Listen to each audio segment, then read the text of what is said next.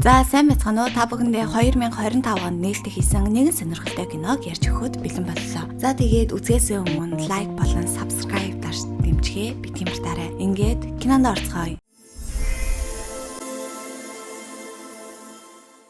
Дрейк гэгч тасгар хувцастай нэгэн барьцаалан зээлдүүлэх газар руу орж ирээд доторхыг ажиглан тойрч явсаар худалдагчийн урд эртний цаг гаргаж тавилаа. Харин худалдагч үүнийг нь ингээл нэг дуур аймал хэмээн бодсон боловч цагны чаг хийх чимээ зогссонгүй. Гэтэл энэ бол зүгээр нэг цаг биш. Харин дэсрэг бөмбөг байсан болж таархан тэр. Ийхүү дэлбэрэлтэж болж дараах нь баг зүүсэн ирчүүд дайран орж ирлээ. Үнэн дээр энэхүү барьцаалан зээлдүүлэх газар нь зүгээр л өнгөлөн далталт байсан бөгөөд цаана нь хууль бус үйл ажиллагаа явагддаг.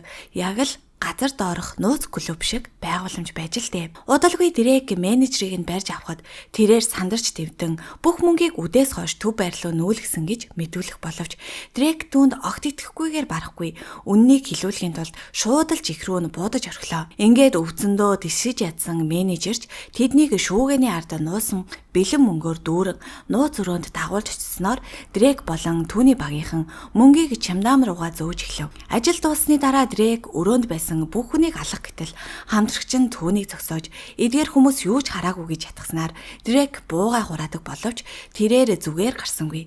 Явхдаа гар бөмбөг шидэн гэрчүүдийг бүгдийг нь дэлбэлж орхин тэр. Дараа нь тэд дээрэмсэн мөнгөө цуглах зэгтээ аваачхад тэдний жинхэнэ удирдагч болох Рhodes бүгдд нь хэсэг нам гүн байж хоорондоо уулзахгүй байхыг тушаагаад хэд хоногийн дараа мөнгөө хувааж авахар тохиролцлоо. Харамсалтай нь тэдний хуучин нисгэгч нь ажлаа орхисон тул өнөөдөр өөр хүн онгоцыг нь жолоодох болсон бөгөөд аянга захилгаантай хүчтэй шуурганаас болж онгоц нь агаарч чадаж бүх мөнгөтэйгээ хамт сүрч орхилоо. Энэ явдлаас 5 сарын дараа мөнгөөр дүүрэн чимдаамнуудын нэг нь хөвж гарч ирэх бөгөөд тэрхүү ослын газрын ойролцоох нь гэр бүлийнхээ зургийг үргэлж бие биедээ авч явдаг хулгайн анчин болох Харлан гэхээр амьдардаг байлаа. Харлан багаж хэрэгслээ аваад хөлдөө нуурлоо явж загасжилж эхлэх гэж байтал мөснөөс хүний гар цохойж байхыг олж харав. Ингээд тэр гарыг тарьсан засыг цэвэрлэхэд өнөг өгсөн нисгэгч байхан тэр. Мөн Харлан түүний яг хажууд байсан чимдаамыг татаж гарган онгойлоход дотор нь дүүрэн бэлэн мөнгө байгаад мэл гайхаж хоцорно. Харин мөсөн дээр живсэн онгоцны сэг харагдаж байсан ч Харлан зүгээр л олзаа аваад майхан руугаа буцлаа. Маргааш нь Ани гэх байгаль хамгаалагч эмэгтэй хэсэг зуурчдод нуур хаалттай мөсний зузаан 4 инчээс бага байгааг анхааруулхад нэг жуулчлал нь ихэмсгээр биднийг тэгээд хин зогсоох юм энтергээл томорч гарав. Мөн цаана нь Шриф чимээгүй зогсож байсан ч жуулчдад юу ч хийсэнгүй. Харин Ани шууд л тэдний машины дугуйг нь төгжиж орхиход Шриф түүнийг болиулах гэж оролдоод дийлэхгүй тул эцэст нь өөрөө жуулчдыг тайвшруулах хэрэгтэй боллоо. Үүний дараа Шриф Анид хандан Жэд гэх хүний ачааны машин нуурны дунд гацсан байгааг хэлснээр Ани ч тэр зүг рүү яаран хөдлөв. Энэ хооронд гэмт хэргийн ертөнцөөс хөндийрч одоо А болсон хуучин бүлэглэлийн гишүүн Пеннигийн гэрт Дрейк ирлээ. Тэрээр Пеннид өчигдөр нууран дээр байршил тогтоож ажилласан нь тэдний 20 сая доллар мөсөн дор байгаа гэсэн үг болохыг хэлээд мөнгийг гаргаж авахын тулд нутгийн хүн болох түүгээр газарчлуулахаар авч явлаа.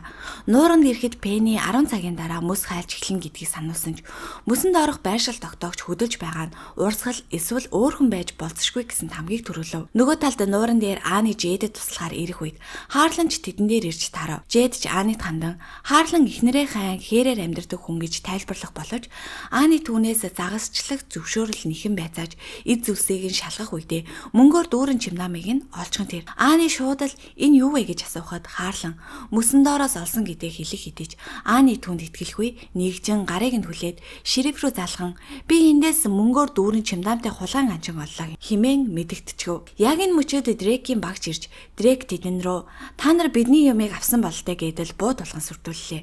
Гэвч ганцхан чимдаам байгааг хараад үлдсэн нь хаана байна хэмээн асуухад Ани ч юу яриад байгааг нэг л ойлгохгүй байв. Аниг аврахын тулд Харлан Дрейк рүү дайрч энэ мөчийг ашиглан Жэд ч мөн бууга шүрэн авснаар буудалцаан эхэлж Дрейкийн хамдрагч Серена Жэдийг буудаж орхиход харин Ани машиндаа суун зогтгийг оролцсон ч машин нь Жэдийн машинтай холбоотой хэвээр байсан тул Харлан туслан машиныг салгаж өг. Ийхүү тэд хурдлан цугтаах үед Серена тэдний машин руу орж амжих ба Харлан ч түүнийг машинаас өшөглөн гаргасан боловч харамсалтай нь чимдаам мөс рүү цөмрөн унчхан тэр. Энэ хооронд сум нэвтэрдэггүй хантаацны ачаар Дрейк амьд үлдсэн ч тэдний машины дугуй хагарсан байлаа.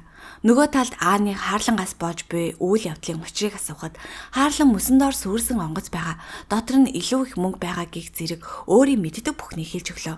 Харин Ааны би ийм зүйл хийх ёсгүй хүн шүү дээ гэж бодон шериф рүү холбогдож яаралтай тусламж хүсгээд шерифч очиж байгаагаа хэллээ. Гэтэл Ааныгийн машин эвдэрч яг нуурын голд цогссон тул хаарлын гуйсаар байгаад Ааныгаар хүлээсээ тайлуулж тэд бие биеэ олсоор холбон мөсөн дээгүүр алхаж эхэлдэг боловч урд нь гатлахад маш аюултай мэс хүлээж байх нь тэр. Мөн тэдний араас Дрекийн баг Ааныгийн машиныг олж ирсэнч тэдний машин мөс рүү цөмөрч эхэллээ. Тэд ч яаран багийн гишүүн Элисигээ татаж гаргахыг оролдож эзэн мөчөд Элис ч машинаас болон хөлдөө уснаас мултарч чадлаа. Энэ үеэр хаарлан эхнэрээсээ сурсан хар хөлт омгийн хэлээр Аанитай ярилцаж байх үед Дрекийн багийн өөр нэг гишүүн болох хулгайч Дакс засны мотоциклтэй туслахаар ирэв. Нууран дээр Ааны хаарлан хоёр маш нэмгэн мөсөн дээр ирсэн хаарлангийн дохоогоор хагарч буй мөсөн дээгүүр гүйсээр эрэгт хүрч чадав. Дараа нь хаарлны майханд Ааны түүний гэр бүлийн зургийг олж харахын зэрэгцээ. Ном сум хид хідэн баавгын хавах байгааг анзаарна. Засны мотоциклтэй Дакс тэднийг холоос олж харан хурдлах боловч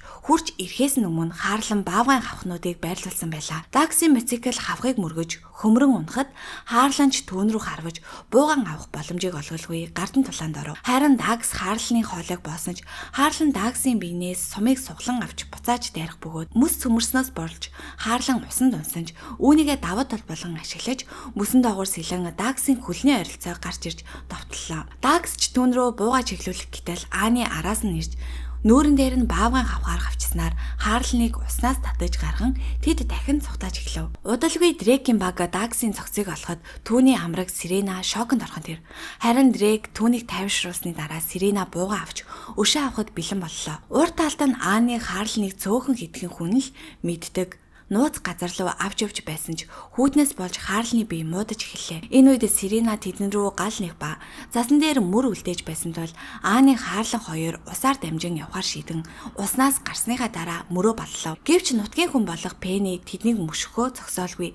Ойн дунд багийнхныгаа зогсоож энэ бол эмийн хүрт химээх ариун газар мөн баавга нутаг гэдгийг сануулсан ч хинч түүний үгийг сонссонгүй. Үүнээс болж Сирена хавхан дээр гიშгэж энэ мөчийг ашиглан Ааны хаарлан хоёр чимээг өхөн тогтож томоохон агуураа орлоо. Харин Дрекийн баг ойролцоох бүхээгт нэвтрэн орж Сиренагийн шархыг эмчлэх зур Ааны хаарлныг дулаацуулахаар гал асаав. Тэр түүнээс эхнэрээ хайж байгаа эсхийг нь асуухад хаарлан эхнэр нь хэдий нас барсан гэдгийг хэлээд мөн Афганистанд байхад охин нь уушигны халтураар нас барсан гуниг түүхээ ярьж өглөө. Энэ үед ахлагч Родес өөрөө багтайгаа нэгтгэр ирэхэд Дрек түүнд бүх зүйл хяналтанд байгаа хэмээн тайвшруулна. Харин агуйд Ааны хаарланд хандан тэдний ард түмний ариусгах зан үйл нь хайртай хүмүүсээсээ хагцаж гин буруугаасаа салахад тусалдаг тухай. Нөгөө талд Дрекийн багийн гишүүн Элис мөнгийг хулгайлах тусдаа төлөвлөгөөтэй байсан нэгчлэгдэж уучлах гуйхыг оролцсон ч Родос түүнийг нүцгэн гараараа хороож маргааш нь байгаль хамгаалагч Анчин хоёрыг хөнөөх болно хэмээн тушаалаа. Нөгөө талд Ааны хаарлах хоёр агуугаас гарч ирэхэд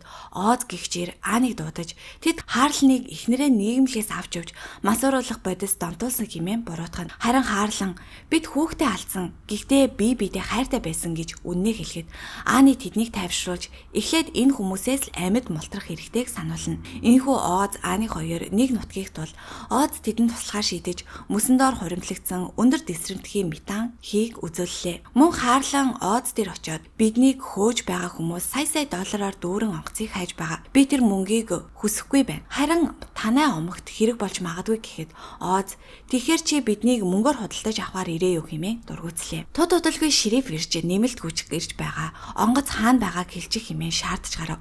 Гэвч Ааны онгоцны талаар түүнд огтхонч дуртаагүй байсан тул шерифийг хартахад тэрээр Ааныг хажуу тийш нь татаж тэдгээр хүмүүсээс 5% хувь авахар тохирсон. Бид эндээс маш их ашиг олж болно хэмээн ятгана. Харин Ааныг татгалзах үед тэрээр бууга гаргаж ирэн Ааны хаарлан хоёрыг машиндаа суухыг тушаан авч явлаа. Энэ үед Пенни Дрекийг тамхи хасаахыг зогсоох ба учир нь нууранд их хэмжээний метан хий хуримтлагдсан гэлээ. Харин Сирена шерифийн машин тэднийг чиглэн ирж байгааг харах үед машин сууж явсан Харлан шерифт ханд GPS төхөөрөмж үүргэвчэнд байгаа. Биднийг зүгээр л явуулчих бол шууд онгоцон дээр аваач хэмээн санал болгов. Харин шериф цөнхрөө гараа явуулах мөчөд гар нь баавган хавханд хавчигдаж машин тэр чигтээ цөмрөн унахын тэр. Харлан ч цонхыг хахлан гарч ирээд Аныг татаж гаргах үед машинаас шидэгдсэн шериф гартаа буудай чигээрээ буудаж эхэлдэг. Гэтэл араас нь Серена шерифийг буудаж орхих бөгөөд тэр машин руу алхаж ирэхэд Харлан шерифийн буугаараа Серенаг бууддагч араас нь дирек Харлыг буудаж шархтууллаа. Харин Родос Пеннид Аныг зайлуулахыг тушаасан ч Пенни эсэргүүцэн тул Родос Пеннийг ч мөн хөнөөж орхив. Ингээд Родос Ани руу ч бас буудаж эхлэх үед Пенни асаагаараа метанкин руу шидэж амжиснаар газар сайгүй галд өрөлцөж Родос шатаж үхэн тэр. Харин Харлан эрэг дээр гарч ирээд Аныг хайхад тэрээр Дрекийн гарт орсон байлаа. Дрек түүнд намайг онгоцон дээр аваач тэгвэл та хоёр амьд үлдэнэ гэсэн боловч Аныгийн чих рүү буудаж орхив. Яг энэ үед Аны мултарч чадах ба Харланч Дрек рүү дайран улмаар хоёул хамтдаа тэмцээр